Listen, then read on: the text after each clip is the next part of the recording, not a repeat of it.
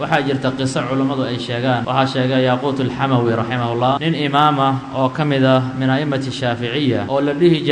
dhihi jiray abubakarin alqafaal caalim buu ahaa ninkaasi waxaa la sheegay qiso cajiib ah oo ku saabsanayd waxbarashadiisa waagiisa hore wuxuu samayn jiray intuusan waxbarashada gelin ka hor ama cilmiga uusan dalbin jiray qufullada iyo furayaasha ayuu ka shaqaysan jiray nin baa waxaa layidhi marka wuxuu sameeyey quful iyo furo raqiisa oo hal daaniq jooga waa lacag aad u yar waqtigaas ninkii qufulka raqiiskaa sameeyey oo qiimo jaman ku sameeyey magaciisa faaf magaalooyinka oo dhan akhbaartii tuulooyinkii warkiisa aad ugu faaf asigana maalinkii dambe wuxuu sameeyey quful iyo furo kii kasii raqiisan buu sameeyey oo kasii jaban wuxuu filanayay marka in khabarkiisu faafo oo aad loo barto maadaama ninkaas hore khabarkiisu faafay markuu quful raqiisa sameeyey suuqii dadkii markuu wareystay warkiisaba lama haayo abubakar alqafaal wax sheego waay nin saaxiibkiibuu la tashado wuxuu ku yidhi war ninkii hebel ahaa markuu quful raqiisa sameeyey magaciisu waa faafo waa caan bax laakiin aniga markaan kii mid ka jaban sameeyey cid isheegaysa lama arka buu yidhi cilladu waa ma ninkii jawaab fiican ugu jawaabay wuxuu yidhahda addikru bilcilmi laa bilaqaalib dadka waxaa lagu xusaahe lagu sheegaa cilmi iyo aqoon ee qufullo la sameeyo laguma caanbaxa buu yidhi layskumana sheego cilmiga baro cilmigaad magacaagu kor ku noqonaya cilmigaad qiimo ku yeelanaysaa hadalkaas saameyn uu ku yeesho meeshaa wuxuu ka bilaabay inuu wax barto nin caalim uu u tegey marka caalimka u tegey wuxuu u bilaabay kitaabka la yidhaha mukhtasar almusani alimaam almusani kitaab mukhtasar uu leeyahy wuxuu soo siiyey marka maadaama nin bilaaba uu yahay saddex lafdi keliya haadaa kitaabun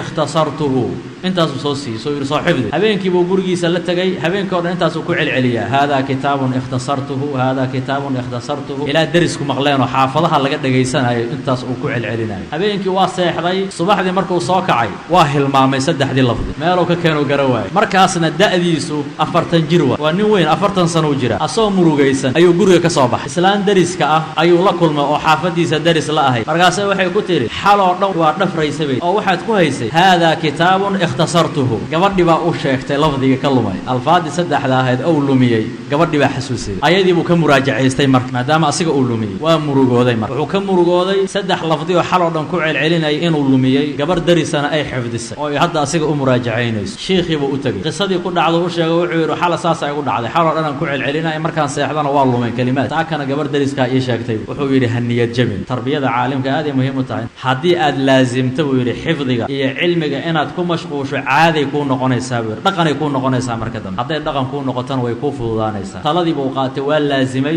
markii dambena wuxuu noqday hadda imaam ka mid ah a'immada shaaficiyada 80 sano ku dhintay waxay yidhahdeen marka culummadu 40 sanana jaahil uu ahaa 40 sanana caalim buu ahaa cumrigiisana 80 sano ahaa wuxuuna dhintay asigoo imaam oo caalima ninkii xifdi waayey haadaa kitaabun ikhtasartuhu ee lumiyey ee gabadhii deriska ay xasuusiday markii dambe imaam min a'immati almuslimiin buu noqday nin weynna waa ahaa 40 jir buu ahaa da'diisu ma yarayn laakiin sabarka cilmiga lagu sabro ku celcelinta badan daa'imida faraha badan qofka natiijo wanaagsan uu ku gaaray ha niyad jabin marka hadhiin anigu 3 jeer aan ku celiyo waan hilmaamay sideen u hilmaami karaa xifdigayga daciifa sax ma ninkaasi imaamka ah hadda haadaa kitaabun ikhtasartuhu intiinan hadda waa wada maqasheen waxa laga yaabaa inay xifdisan tihiin asigana habeen dhan uu ku xifdi waayey mana niyad jabin waxbarashadiisa uu sii watay heer wanaagsan uu ka gaaray wuxuu noqday markii dambe faqiih bal waxay yidhahdaan culummadu waa min arkaani shaaficiya shaaficiyada arkaantoodu ka mid ahaa dadka la cuskado fi lmadhabi shaafici ayuu markii dambe ka mid noqday man jadda wajad markay culummadu leeyihin waa kalaam saxiixa qofkii dadaala waa gaara dadka waxay isku dhaafaan waa juhdi iyo dadaal iyo sabar iyo dulqaad laakiin wax walba haddaan rabno inaan si degdega ku helno sax ma aha